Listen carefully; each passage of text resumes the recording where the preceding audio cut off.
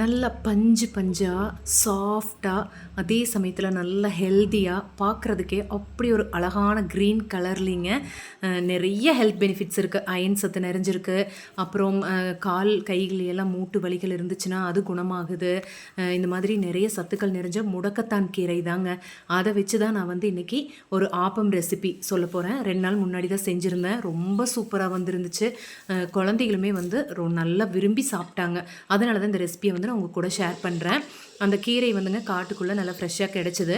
நல்லா பறிச்சுட்டு வந்து இந்த மாதிரி 2 தடவை அலசிடணும். ஏன்னா அது வந்து நிலத்தோடு படர்ந்து இருக்கிற கொடி மாதிரியான ஒரு வகை அப்படிங்கிறதுனால நிறைய மண் இருக்கும். அதனால் 2 தடவை 3 தடவை கழுவி எடுத்துக்கோங்க. அதோடைய தண்டு பகுதியெல்லாம் நீக்கிட்டு இலை பகுதியை மட்டும் எடுத்துக்கோங்க. அதுக்கப்புறமா அது மிக்சர் ஜாரில் போட்டு நல்லா ஃபைனாக அரைச்சிட்டு வந்துடலாம். ஆப்பம் ரெசிபி நான் ஆல்ரெடி உங்களுக்கு அப்லோட் பண்ணியிருக்கேன். நீங்கள் நல்லா செக் பண்ணி பாருங்கள். குயிக்காக சொல்லிடுறேன். 4 கப் அளவுக்கு பச்சரிசி, 2 டேபிள் ஸ்பூன் அளவுக்கு உளுந்து பருப்பு, 1 டீஸ்பூன் அளவுக்கு வெந்தயம், இது எல்லாத்தையும் வந்து நைட்டே ஊற வச்சுருங்க. கழுவிட்டு நல்லா ஊறினதுக்கு அப்புறமா காலையில் கிரைண்டரில் போட்டுட்டு கூடவே வந்து நல்லா அரைச்சதுக்கு அப்புறமா 1 கப் அளவுக்கு வடித்த சாதம், அதுக்கப்புறம் 1 கப் அளவுக்கு துருவின தேங்காய், அப்புறம் தேவையான அளவுக்கு உப்பு போட்டு நல்லா ஃபைனாக அரைச்சி எடுத்துருங்க. கடைசியாக கலந்து வைக்கும்போது கைகளால் நல்லா கலந்துட்டுங்க. சர்க்கரை 1 ஸ்பூன் அளவுக்கு போட்டுருங்க. அது வந்து நல்ல ஒரு டேஸ்ட்டும் கொடுக்க, ஃபர்மெண்ட் ஆகிறதுக்கு ஹெல்ப் பண்ணும். அதனால் அதை போட்டு நல்லா கலந்து எடுத்து வச்சுருங்க. ஒரு 5லிருந்து 6 மணி நேரம் வரைக்கும் நல்லா புளிக்கிறதுக்கு விட்டுருங்க. குளிர்காலம் அப்படின்னா மறுபடியும் கொஞ்சம் டைம் எடுக்கும்.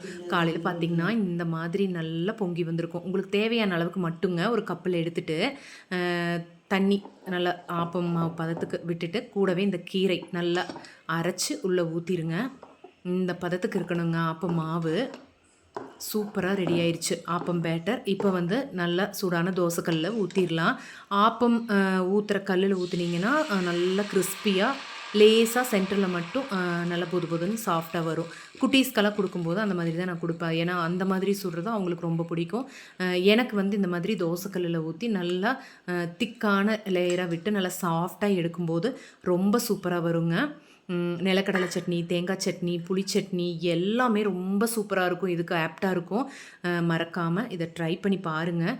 எவ்வளோ ஹெல்த் பெனிஃபிட்ஸ் நிறைஞ்ச முடக்கத்தான் ஆப்பம் இவ்வளோ குயிக்காக நம்ம செய்ய முடியும் அப்படின்னா அதை ஏன் நீங்கள் செய்யாமல் மிஸ் பண்ணுறீங்க? சரிங்களா?